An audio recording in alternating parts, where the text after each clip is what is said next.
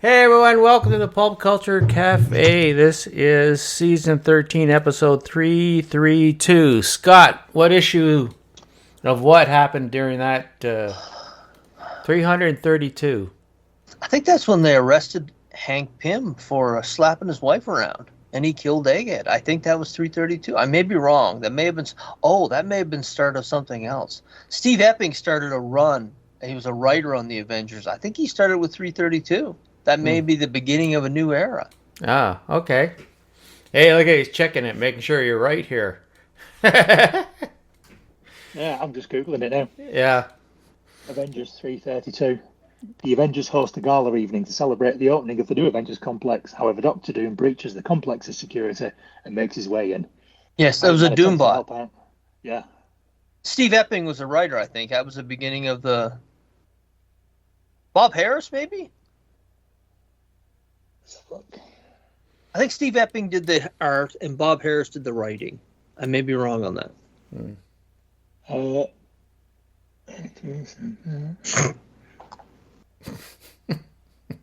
It's not as. What did it say? Sporting characters. Sure. It's listing all the characters, but it's not telling me who actually wrote it. I think it was Bob Harris, but anyway. I don't doubt you. I don't know you. Oh, hang on a minute. Writers, Larry Hama.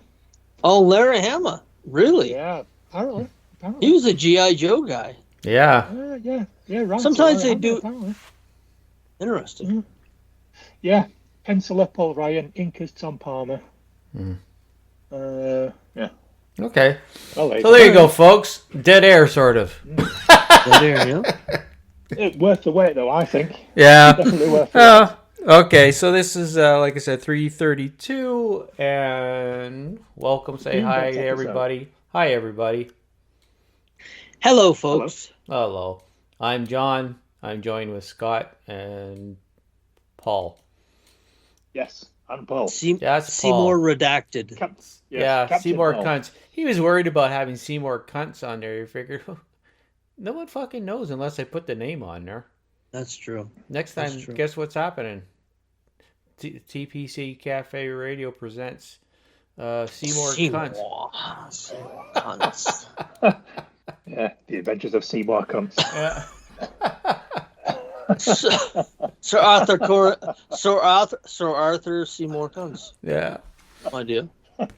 I should crash that out. I didn't watch any of those. So, okay. Well, what do you want to do? How do you want to start this thing? It's been a while since we've actually done this. So I've kind of feels like it. Yeah. So usually we just start with what do we watch? That's it. It's a couple of things we watch because we can save some of it for other shit. So, Yeah. Thunderbolts. Thunderbolts. You Yes. want to talk about that right away? Sure. Okay. Let's talk about the bolts. Seconded. All right. Yeah. All right. So I liked it. leave There's off. more. Let's get my review out of the way because they're usually pretty quick. I liked it. Okay. Thank you very much. Yeah. I'll add more stuff as you guys go along because you give more description, better analyzing and giving your thoughts on movies. Where I just go, I liked it. Go ahead, Paul. I liked it too. What are your thoughts? All right. Oh yeah. No, I actually really liked it. This is the one that I'd been looking forward to more than anything else. Yeah. I've been looking forward to this more than Superman. I've been looking forward to this more than Fantastic Four. The trailers were right up my alley. This is the type of superhero group that I enjoy watching. So I was worried going in. I didn't have high expectations for it. I've been looking forward to it, but I thought I'm fairly convinced that the trailers are showing literally the only good bits from this movie. Thankfully, I was wrong. And generally, I think the averaging out, start to finish, the net result is it was actually pretty good. I liked it. I think there was quite a bit of humour in there that I thought worked. Some of the action scenes were very good. One of my favourite bits was where they're all driving along in that armoured van over towards the building, and Red Guardian turns to Bucky and says, "Well, what's the plan?" Bucky looks kind of perplexed. So, what the fuck's he talking about? What do you mean plan? Just smashes through the window and Yeah, they have to yeah. start fighting. Yeah. It was good. I had absolutely no idea that it was going to take the direction that it did. It kind of turned into a bit of a thought piece on mental illness. It turns out that the bad guy is anxiety. I didn't see that coming, but like I say, averaging it all out, start to finish, the net result is it was actually pretty good. I enjoyed it. I Yeah. like Bob. I thought, despite it being a little bit cheesy with regards who the bad guy turned out to be, I thought it ended quite well. The reveal right at the back end, I think, was. I'm not even sure whether it's a worst kept secret. I don't think it was even a secret at the point the movie actually came out. I think we're all expecting it to be New Avengers. So I don't know why they did that, because that would have been quite a nice reveal right at the back end. But I thought it was quite well done. You know what? Basically, you can't spoil the movie. They fucking spoil it right day one. Everybody Entertainment Weekly. Entertainment Weekly took Yeah, it. it's like, They fuck. fucking ruined it less than 24 hours afterwards, and a lot of people. I mentioned this, John Ray. A lot of people were pissed. They dropped. You knew about the after credits. Yeah. They put literally. That's a major. Used to be a major magazine, and they just spoiled it. People were pissed at them. Yeah. I don't know. Yeah, I don't know what they were thinking. Can you imagine if this had been Endgame or Civil War and they'd spoiled the movie in the same way? Millions and millions of fans would have been furious, outraged. Mark Ruffalo did that. Did you guys see that interview? Yeah. Yeah, He's like, fucking Don Cheadle was like, "What the fuck is wrong with you?" He's like, right. "Are you stupid?" Yeah. He's Yeah, like, doing an interview together. did I say something wrong?" Yeah, he said something like, he said, "No, you're not going to believe it. Everybody dies." Yeah, well, he said Well, shut the fuck up, he man. said half the people died, and Don Cheadle's like, "What the fuck did you just do?" But yeah, it was interesting. I know. Yeah, I saw that. Yeah. Don Cheadle's face is like, "What the fuck? What do I do? What do I do?" But yeah, back to Thunderbolts. Yeah, great cast. It was kind of strange because it's all sort of like secondary B characters from other movie franchises. But generally speaking, They have more luck with B liked characters it. sometimes than they do have with the main characters. Because I don't think they've added. Would you say every hero in the universe is B characters? Because even Iron Man is not an A character in there, isn't he? Well, yeah. I mean, the only A characters I had really was the Hulk, who wasn't in it, Captain America, who isn't in it, and I mean Steve Rogers, Iron Man, who isn't in it anymore. I mean Thor. They're still making Thor movies, but it's not the same. He's not really. No, I was just trying how they define how MCU defines A and B characters. Well, yeah, good point. So dollars, I think. They just Yeah, money. Yeah, I think we can all guess at who Marvel wants to be the A characters, but it doesn't seem to be working out that way. I think this might have come as a very pleasant surprise for them. It was straight off the heels of Captain America, which wasn't that bad, but I think the traction that Thunderbolts has got is going to be a bit of an eye-opener. Instead of spending hundreds of millions of dollars on Captain America films, which haven't been going down very well, they might put all the chips on Thunderbolts in future. I don't know, but it did say we were going to get another one. But we shall see. People say a lot when you're talking about Disney. I mean, how many Star Wars projects have been cancelled? Or Marvel, for that matter. Well, I thought it was very well done. They accomplished more in that movie, and I said it right after when I was speaking with John. I said they accomplished more in that movie than they did in all of the entire TV shows combined, for character development. And it works. I saw some people complaining that that's not the Avengers, and it was a new Avengers. And I geeked out with John in Avengers 16. back in 1964, June of 1964, all the other Avengers left.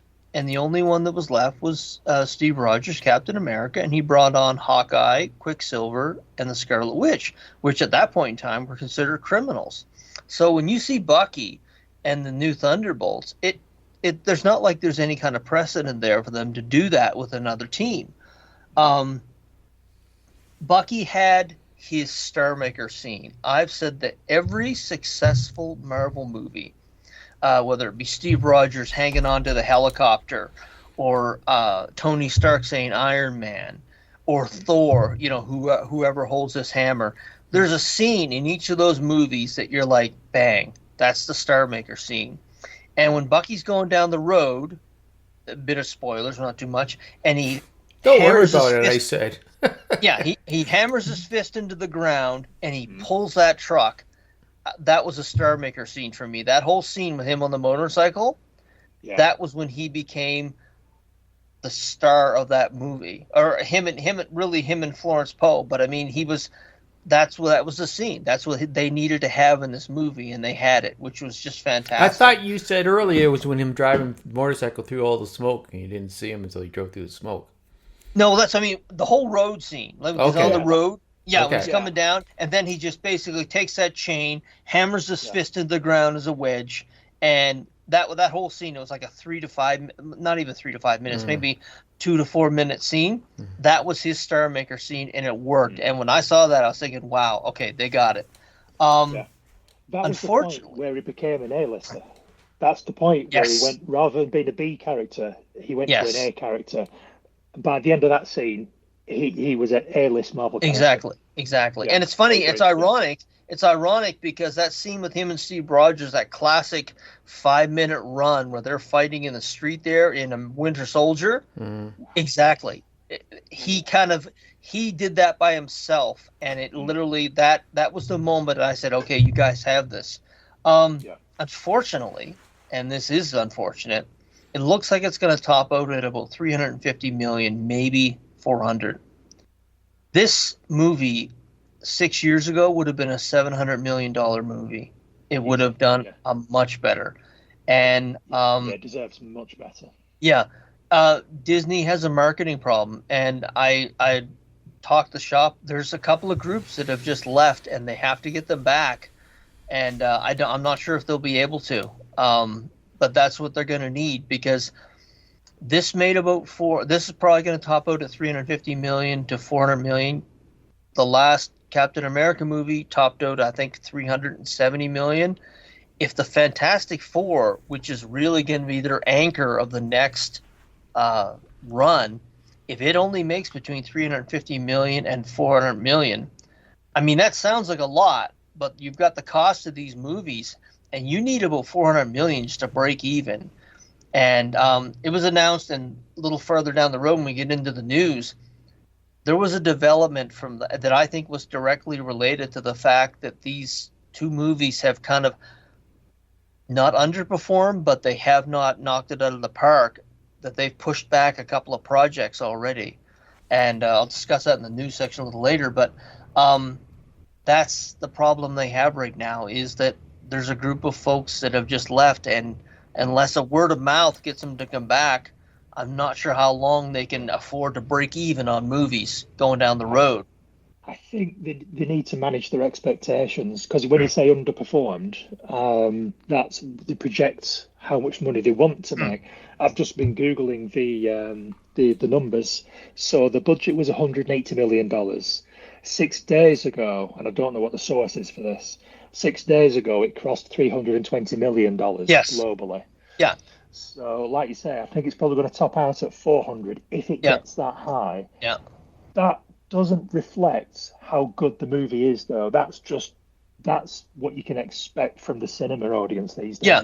Well, it was 180. It was 180, and my understanding is they spent between 50 and 100 million on marketing. And then they have to split some of that with the theaters. I mean, there's a lot of costs there. I mean, obviously, when it goes to, video on demand, stuff like that, they will make up some of that. But usually and the rule of thumb is if you have between 100 and 200 million, you need between 4 and 500 million to just make a profit. So I mean, Disney will only do this for so long before they'll say, "Wait a minute, we're just making movies to make movies. We're not making profit, not near on the realm that we used to." But the movie itself, Florence Poe, she's a lead. She's there. She's on the, she's on the Tony Stark. She's on the Chris Evans. She's on that level now, and I think the cast, that was even the U.S. Agent. They did that Falcon and Winter Soldier miniseries, and there was more character development, and you cared more about the character in a 2-hour movie than you did almost a 6-hour miniseries. They did really well. It's funny. I heard a little bit tidbit. They were in one of the original drafts. Taskmaster lasted longer. Yeah, I heard that too. It lasted longer, and there was going to be a running gag where she was going to keep trying to killing the U.S. agent because her memory kept lapsing, and she'd just all of a sudden try and kill him out of nowhere. But they wrote her out, and I hope that they wrote her out, and somehow they write at some point in time Tony Foster, the original Taskmaster from the comics, back in, because he was the amount of people who were like, fuck.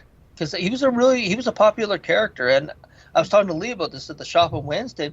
He was a precursor to Deadpool.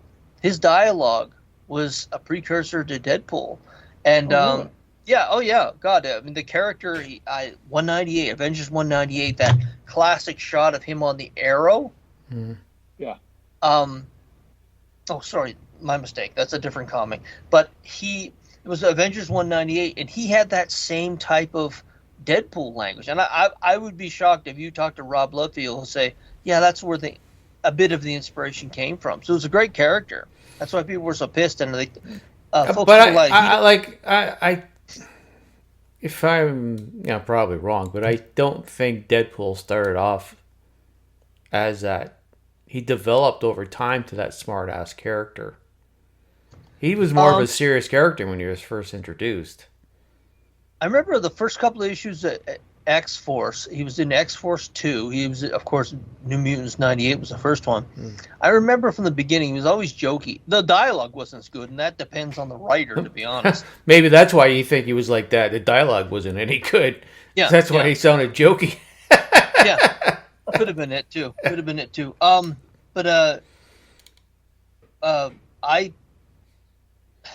It's good. It's a shame. It's funny. This movie had me feeling sorry for Marvel for the first time in a long time, where they do something right and they can't get the acknowledgement they do. Whereas before, I would say the last 5 years, they've done a lot of stuff wrong and get more acknowledgement for it than they should. So it's kind of switched around on this movie, but we'll see. I mean, I think it's one of those things where video on demand or digital. I think good word of mouth is going to get out that I think a lot of people will take a look at it on video on demand and say, oh shit, this isn't too bad. I think Fantastic Four hopefully will get a better turnout. Well, yeah, if that movie doesn't make it, well, I mean, they've had, Minecraft has been a big success.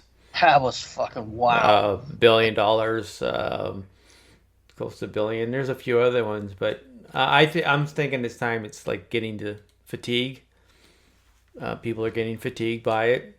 Superhero movies. A lot of people now are, like someone who has like a 75-inch TV at home can crank it up and get a good sound bar, and yeah, that's who I'm talking to.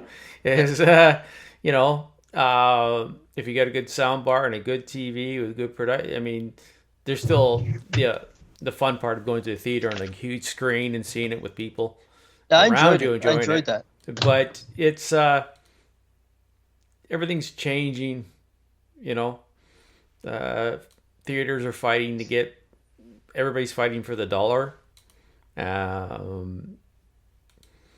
So I think it's a part of that, actually. I mean, I used to go to movies all the time. Now I hardly ever go. So I enjoyed that last one. I didn't have to piss. That was a good thing about it. you hate that when you got to go out. I Yeah. noticed that. I was thinking that was a much better experience not having to go up and go to the bathroom. So, Yeah. beat that diabetes, kids. Go to see some movies. That's why I don't usually get a drink when I go. If I do, I hardly ever drink it because I don't want to get up and take a piss. I don't want to miss anything. Yeah. Well, you're right about movies, though. There's about 6 or 7 that I'm looking forward to the end of the year. I took a look at it and I'm thinking, wow, there's only 6 or 7. I might go see The Naked Gun, the new one, in the theater. But anyway, getting a bit off track. I mean, going to your guys', I enjoyed it a lot more than I thought it would. I giggled a lot more than I thought than most people did at scenes. Um, it was just like I said, it was just kind of enjoyable. I can't really like go into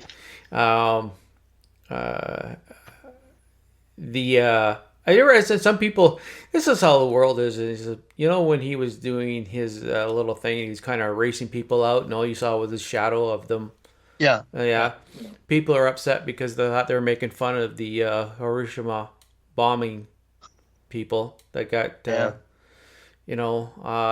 oversensitive on every issue nowadays because now you got everybody hearing about it.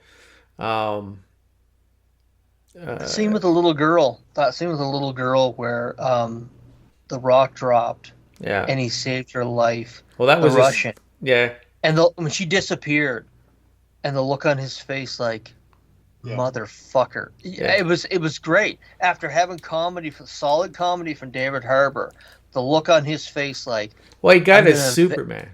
Superman. I'm gonna avenge. Yeah. I'm gonna avenge that little girl. Yeah. That whole just that small little nuance of a scene was fantastic. That's what made that movie work. Yeah. Julie Louis-Dreyfus didn't get enough credit for that. She's fantastic in this film too. She is, yeah. Yeah. I mean, essentially, she's just like a darker version of Veep.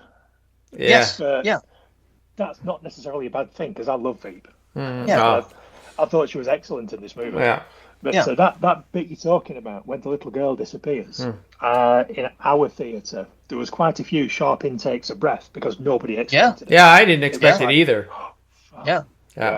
But the look on David Harbour's face, like, you just killed a little girl, that's not okay. And I was thinking, this is the Avengers. That's an Avengers look. Like, okay, I couldn't save her, but I can avenge her. Yeah. So you know what? I was going to say, I think David Harbour was really good in this. And then I was going to agree with you to say Florence Pugh was good in this. Wyatt Russell's good in this. Sebastian Stan's good in this. Essentially, I thought the cast were really good. I thought they all put in great performances, and I thought they all had great chemistry. And I think that's really why it was enjoyable to watch. Yeah. Because I enjoyed watching it more than just, it was better than the sum of its parts. It didn't matter what the plot was. Didn't really matter about anything else. I just enjoyed watching it. I enjoyed watching these characters interacting with each other. They had all that sort of like bickering, infighting. They were taking jabs at each other. It was just good fun. It was good fun. I enjoyed it. Thoroughly enjoyed it. Yeah. All right. That's we just stroked off Thunderbolts. Hope you enjoyed that. Gave it a good rub down. What the fuck? Where's my stuff? Oh, does anybody see the Nobody 2 trailer? I didn't actually know. I saw it. No. Yeah. I kind of forgot about it, but quite a lot of trailers, but not that one. Yeah, so it's they have the music from Vacation. Yeah. National Lampoon's Vacation playing in the background. Really? In this one, he decides the family knows what he does, right? But he wants to get away from it, so they go to an amusement park to get away from it. And then the stuff, he ends up being in the wrong place at the wrong time, and fun and mayhem occurs, and him and his family trying to protect his family and stuff like that. I was, again, I mean, in the old days, I'd be running to the theater to go see this, but I'll probably end up waiting for it to come on TV. I'm so much getting used to not wanting to spend the money at the theater. But that was enjoyable. I'm looking forward to see that eventually in some way. I enjoyed the first one. I'm with you. I will definitely watch it at some point. I'm not sure it's a cinema film. I actually quite fancy going to see The Accountant too because I really like the first Accountant film, but it was literally only on the theatre for about a week. And Yeah. it just went, and that seems to be part of the problem. Is films just don't seem to be staying at the cinema for long enough, and Yeah. that's why it's a bit more of a brutal choice now. It's like I'm saying to you now, without it even coming out, I'm probably not going to go and see Nobody 2 at the cinema. And part of the reason for that is it's probably only going to be there for a week, and it's really inconvenient to have to drop everything just to go and watch a film rather than just slot it in to when I actually want to go and see it and when it's convenient for me to want to go and see it. Yeah. So I'm kind of predicting that I'm just not going to watch it just because I'm just not going to get the time or the opportunity. I noticed the other thing. Well, for me, because I don't watch like regular TV, as you say, with commercials, a lot of commercials in it, but advertising for movies is like hardly anything anymore. Like I didn't even know Accountant 2 was out. I had no idea. And no, there was a film I missed it earlier this year, and I can't for the life of me remember what it was. But I did actually fancy going to see it, and it had been and gone by the time I realised. But I can't even remember what the film was. They just shit these things out, and then they just go. In fact, this is something I was going to hold back for the next episode, so I won't go into too much detail. But I was actually going to start a conversation about the number of films that are coming out just within the next month or the next couple of months that I want to go and see. But I've not seen any marketing for them at all. And it's only because I've gone out of my way to look on the internet to see what films are coming out over the next couple of months. Yeah. And it's like, oh my God, it's all these films. I mean, I'll just, we can talk about them a little bit later on, but where's my list? So this is just within the next 2 months. Just the ones that I definitely want to see these at the cinema. Whether I will get the time depends on how long they're actually on at the cinema for. But I want to go and see Ballerina, 6th of June, 28 Years Later, 19th of June, Jurassic World Rebirth, 2nd of July, Superman, 11th of July, Fantastic Four, 25th of July.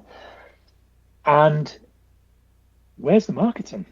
I mean, Ballerina is a spin-off of $1 billion franchise that's got Keanu Reeves in it, and it's out next week. So sorry, week after. I would never have known.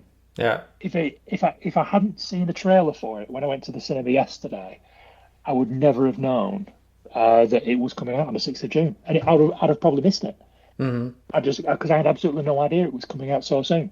I thought it was July or August, something like that. It just popped in my head. I don't even hear, like, I listen to the radio in the mornings and so I don't even hear advertisements on radio for movies. I think at one time there was, you could hear an advertisement for movies on the radio and stuff. Like, I think they think they've all gone to, well, we'll just do YouTube and they'll see it there. Yeah. I think a lot of it, they're trying to cut down on the marketing budget as well because movies just aren't making as much money as they used to. Yeah, that's exactly it. Yeah. He cut down on the marketing because it costs so much for marketing, but then the customer doesn't know it's there, so they don't go until then they get, we'll go to see it. Well, we'll go see. We don't want to go see it, and then when we wait till they're, suddenly it's on video on demand, so people start waiting till. Well, I'll wait for video demand. At least I can know. I can turn on the TV and my service provider or one of the other Prime or somebody will let you know that you can rent it. So. Exactly. Yeah. You know what they should start doing, and I thought this for a while now. Tom Cruise is really the catalyst of this. They should pay to do a 1-hour podcast a week with Tom Cruise where he reviews movies. He's one of the few guys, he loves movies. He said, I watch a movie a day. A guy like that, if you had a 1-hour show where he said, look, he doesn't have to shit on anyone. If he doesn't like it, he just won't get mentioned. But if he sees a movie and he likes it, his honesty, and there's a few in the industry, someone like a James Cameron or something like that, someone who will actually say, look, this is great. I'm a director. I've directed a ton of films. You should go see this. It's very good. I mean, but Tom Cruise is one that comes to mind. I wouldn't be surprised if he said, look, Tom, give us 1 hour a week, watch what movies you want, and we'll just sit down and talk about it. I think that would be better marketing than most budgets that these folks have, because there's just an honesty. When he said Sinners, that's the recent one. He said, this is a fantastic movie. Please go see it. And it went through the roof. It went back into IMAX that week and made a ton more money. I think it's at like $350 million on an $80 million budget. Get honest people that will give honest opinions and tell you about great movies, and that would help more than like $50 million of marketing. I'm surprised someone hasn't come to us and said, Tom, I know you're busy. Give us 1 hour a week and tell us what you've been watching. Yeah. I wonder if he'd actually do that, because he does love. I think he would. I'd be surprised. I'm shocked no one's asked him, to be honest. Let's ask him right now. Tom, Yeah. Let's get him on you the show. sit down. Yeah, sit down with us. I mean, that could bring us very neatly onto Mission Impossible: The Final Reckoning, which I went to go and see yesterday. Let her rip. Bless his cotton socks. Right at the start of the movie, he does a couple of minutes piece to camera where he's just talking about the film and he's thanking the crew and the staff and cinema and all. So he's essentially doing exactly what you just said. He's just doing a short piece of the camera. Yep. And I've read in a number of other places about how much he loves cinema, and I think I've brought it up on the show before, but I read somewhere that he quite often goes to see films just in regular theatres. He just sort of like, collar up, hat pulled down, just goes and sits at the back and just watches movies. So I thought, God bless you, Tom Cruise. He gets a bit of shit because of Scientology or because of the type of guy he is, or technically a witch. Yeah, but here's the thing. Right. Until you say Scientology's there, I never hear him talk about it. Yeah. He doesn't go around preaching it, right? He doesn't go around preaching it. No.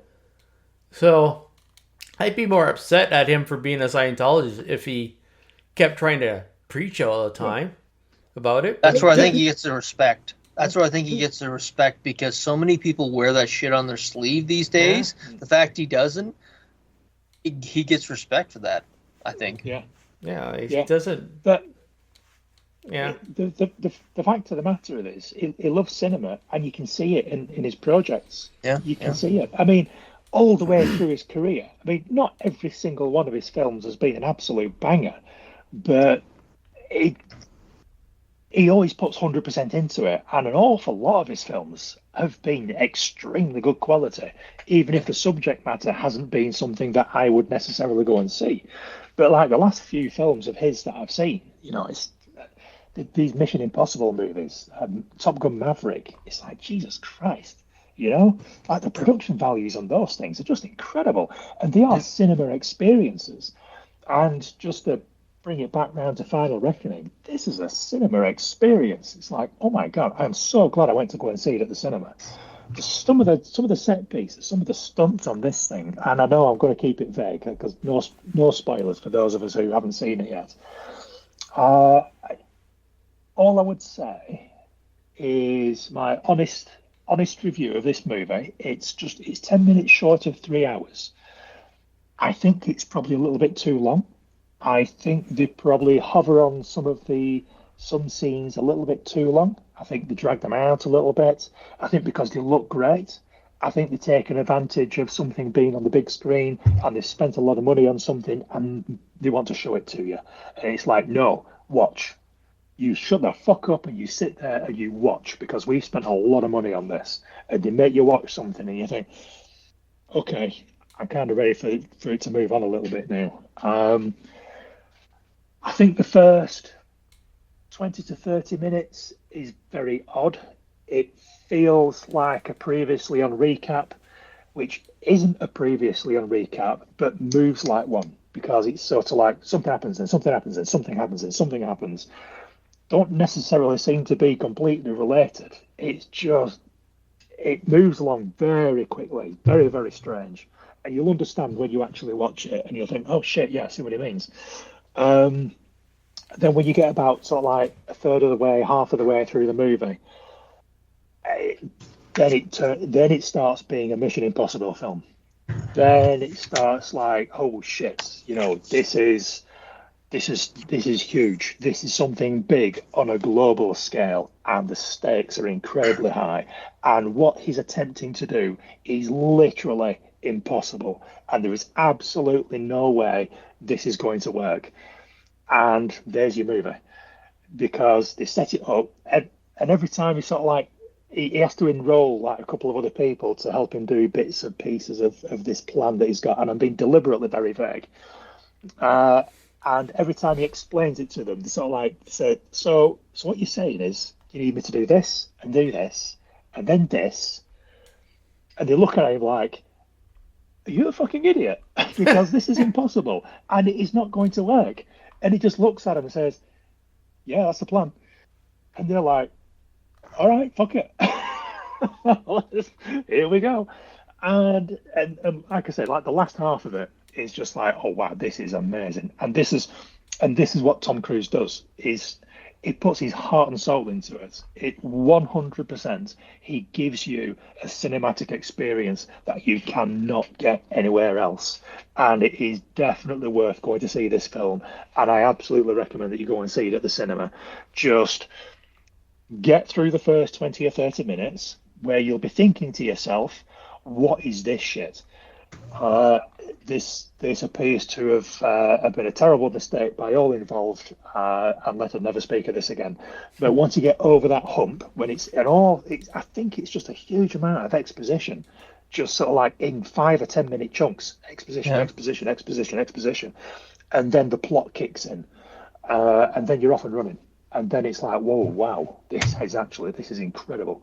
So I'm looking forward to talking to you about it after you've been to see it. There's a lot to unpack, and there's a couple of scenes, a couple of like the stunt set pieces, incredible. And you already know that Tom Cruise does all his own stunts, and you know that a lot of it is practical. And when you're watching it, you think to yourself, this man's insane. How is this man still alive? How the fuck has he not killed himself making these movies? And you just appreciate it. You appreciate it so much more because it's not CGI. It's not special effects. It's not green screen. Yeah. It's not like, Jesus Christ, he's actually doing this. He's literally doing this. It's insane. It's incredible. Yeah. And you're just watching it with your mouth wide open like, what the fuck?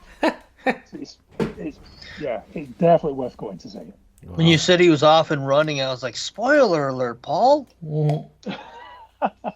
He does. I was like, he does run. There must be at least 3 different occasions where Yeah. he's running somewhere, and it's like, oh, here he goes. And I asked- running. I asked this for all the gentlemen who have yet to see the film. How fucking good does Hallie Atwell look in this film? Amazing. I bet she does, John. She looks good. She looks good, John. Amazing. Honestly, I'm thinking about this, and I still haven't watched the one on Netflix that they, I go by it, and I just kind of go, dropped. yeah, all right. And Yeah. like, I'll be honest with you, those movies really don't attract me anymore. Like, I watched 1 or maybe 2 Mission First one came Impossible. out 32 years ago. Huh? First one came First 30 one years came ago? out Yeah, I 32 know I years watched the ago. one where Harry 30 Cavell years. in it, but it's like, I'm thinking, I don't care. As much as I love seeing, I like go see Hallie Atwell. It's like the only reason I told Scott when the only reason I go see that new Jurassic Park is just for Scarlett, just to stare at her. Scarlett I wouldn't even Johansson, I wouldn't even pay attention to the movie. I'd be just staring at her. She's definitely in it. And then probably the same for Hallie Atwell. Like, I just don't care. Did you need to know the history of the previous films, I had heard that there's a bit of, not Easter eggs, but plot. You would have had to seen the previous films or this part of the plot that they bring in that you would not have understood. Yeah, yes and no. They do actually explain it very carefully. So you don't need to have watched the movie. If you have seen the movie, then something clicks into place and it's like, oh wow, okay. So yeah, that ties back into that happened 20, 30 years ago. Okay. But they do spoon feed you. So Okay. if you've never seen the movie, they still spoon feed it to you. They've got a couple of flashbacks. And Okay, they good, will good. As they're explaining, as they're giving you the exposition, there's a couple of very, very brief flashbacks to what it is that they're talking about. So you Okay. do get it. You can't lose. They won't lose you. You won't not understand what's going on. All right. But it's kind of quite well done, and it's also a little bit unnecessary. But Okay. I'm a bit of a Mission Impossible fan, so I kind of appreciate it. So Yeah. I'm in the camp of sort of like, yeah, okay. I tell you this plot of the movie. Tom Cruise has to stop someone bad. It's almost impossible for him to do. The mission's impossible. Thank you. Yeah. That is pretty much it. Yeah. That is pretty much it. Yeah. But I mean, there's stuff that happens, but the idea is probably more impossible than anything else he's ever done. Yeah. Yes. You thought the other ones were impossible, but this one, it's sort of like, you are fucking kidding me. There's absolutely no way. Mission Impossible plus. Yeah. This is Mission. Get the fuck out of here. Oh. You guys have both seen Andor season 1 and 2, right? Yes. All right. I have. I thought the first season was better than the second. Mm-hmm. Okay. And that whole wedding storyline and the jungle could have been taken out, and I don't think anything would have been missed. They left that wedding was just dangling. I don't know where that was going, but it never really went anywhere. Mm-hmm. The 2 episodes in the jungle, Yeah. some of the worst acting I think I've seen in Star Wars, and the whole rock paper scissors, whatever the hell that was, and trying to pick up the TIE fighter to move it so you could better shoot the people. And I honestly have no idea why they split in the first place. Why there's 2 groups? Because in the beginning it felt like there was one group, and I'm thinking, did I miss a piece of dialogue where someone got called a name? And all of a sudden they split into 2 groups. It was one group wanted to do something, one group wanted to do something else, and that's how they split up. Yeah, and they almost, came to killing each other. Yep. That was probably really unnecessary stuff, especially when I'd heard there was one episode that they scrapped because it was too expensive, where the E3, E2, the big robot, was released in kind of a closed-in area in kind of a Terminator type thing. I would have enjoyed that episode much more than those ones. It's probably the best acted Star Wars series there is. Just a few names. Denise Go, she was Deidre Mero. She was fantastic in that. Absolutely. Diego Luna, Cassian Andor. Kyle Solar, he was Ciaran Carn. He was the guy's girlfriend.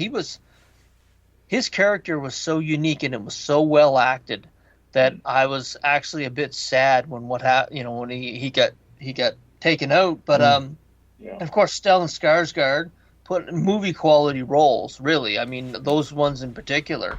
It's probably the best British ensemble cast since Game of Thrones, to be quite honest. When I'm seeing it. It's funny, that scene when, and I can't remember the actor's name, guy with the cloak. You know what I'm speaking about? He was in Rogue One, and now he's in the TV series. The commander. You know what I'm talking about? No. He was in Rogue One. He was the guy that went down to the planet to get. He was the movie star, and he came back for the TV series. Benjamin. I want to say Ben Miller. Yes. Ben Ben Mendelsohn. Far off. Yeah, Ben Mendelsohn. Ben Mendelsohn. Yes, okay, we got that scene that scene when he's interrogating Mira, Deidre, Mira, when he took his finger and put it right in the middle of her forehead, completely ad-libbed. Yeah. Completely ad-libbed. Yeah. Yeah, she didn't know it was coming. That look on her face, she was like, what? She had no idea that was coming. And she said, he took her by surprise, but she rolled with it. She rolled with it. And she said it was absolutely brilliant because just the completely unpredictability of it. And again, fantastic, great acting. It transitions because we watched Rogue One right after we watched the second season, and it just transitions. Yeah, it just transitions seamlessly into the movie. The only thing I did notice in the movie that Diego Luna wasn't as comfortable as Cassian Andor in the movie as he was in the TV series because obviously he'd done the movie first. So yeah, the real cons for me was the wedding storyline that went nowhere. The time jumps, although they're necessary, I found they did take some away from the story. The jungle adventure made no sense. Yeah, it was really the tension through it was very well done.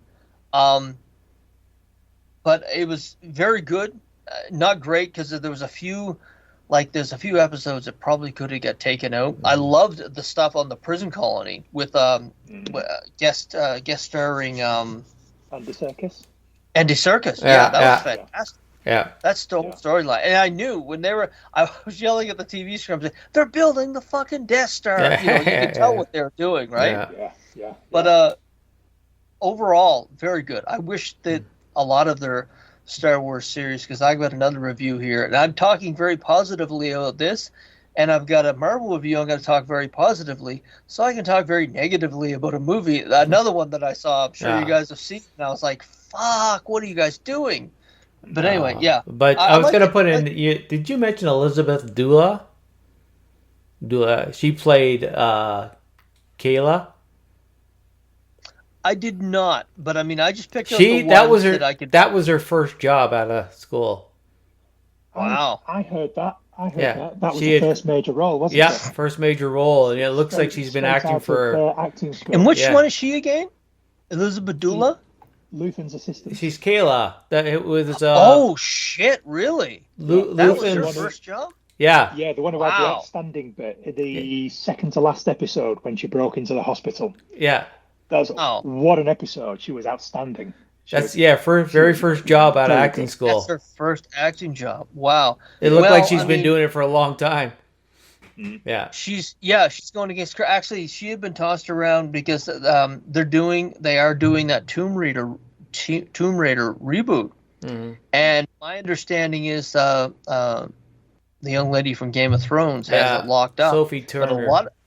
Sophie Turner has it locked up, but a lot of people were saying after this performance, she'd make a pretty good Laura Croft too. Yeah. She's built like a brick shithouse. Like that's what actually Susan and I both noticed when we're like, she's wearing loose clothing, and when if someone's wearing loose clothing, and you can still tell they're built like a machine. And that scene when she was in the hospital, we were both saying like, man, that girl is buff, But yeah, she looked.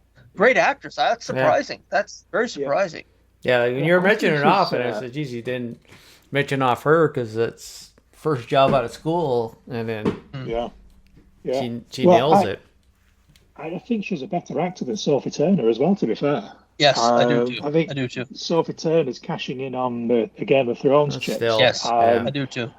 But I don't think she was even that good in Game of Thrones. I think she's just associated with Game of Thrones, and that brings a certain amount of, it'll bring a certain amount of viewers to whatever project she's in. But yeah, it's kind of a shame. One of the actors you didn't mention was Genevieve O'Reilly, who plays Mon Mothma. Yes. Now, she was very good, and it never ceases to amaze me what a popular character Mon Mothma is. Bear in mind, she had about 5 minutes of screen time in Return of the Jedi, and they've just made her into this huge pivotal character in Star Wars canon now because of Rogue One and now Andor seasons 1 and 2. And the feedback on the internet from the fans is just all positive. Yeah. It's all positive about her character, about her performance. everything, and it's hard to disagree. It's Yeah. hard to disagree, except for the wedding bit. Yeah. Yeah. Right, my very brief summary then of Andor season 1 and season 2. I thought Andor season 1 was a slow burn as well, to be honest.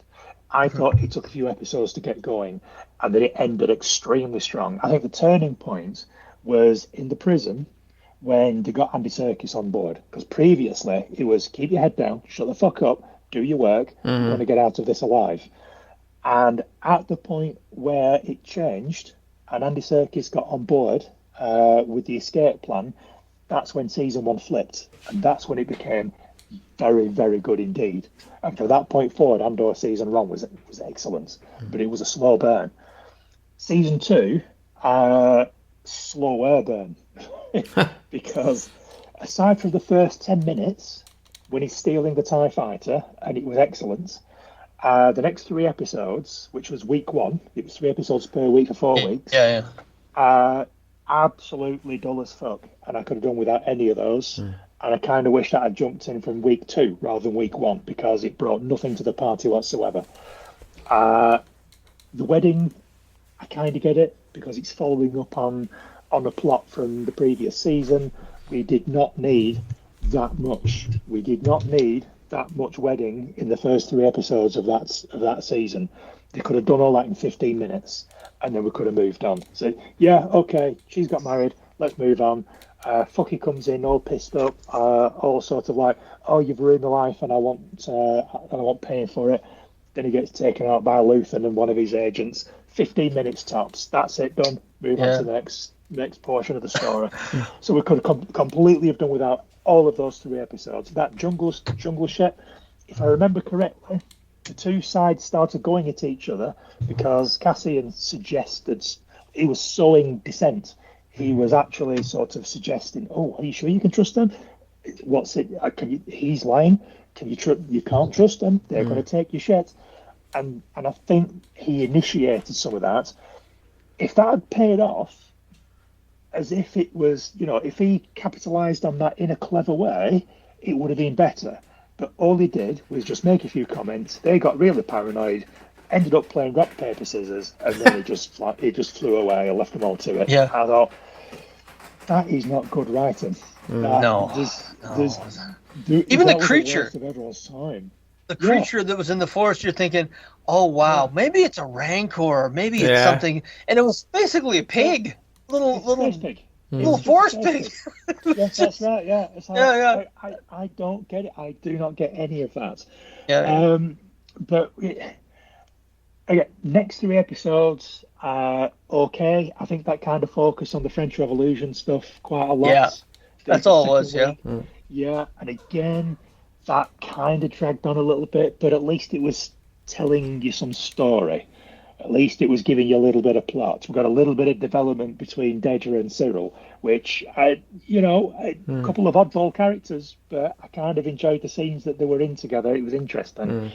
But then the back half, the final 6 episodes, I thought were excellent. I thought they were really, really good.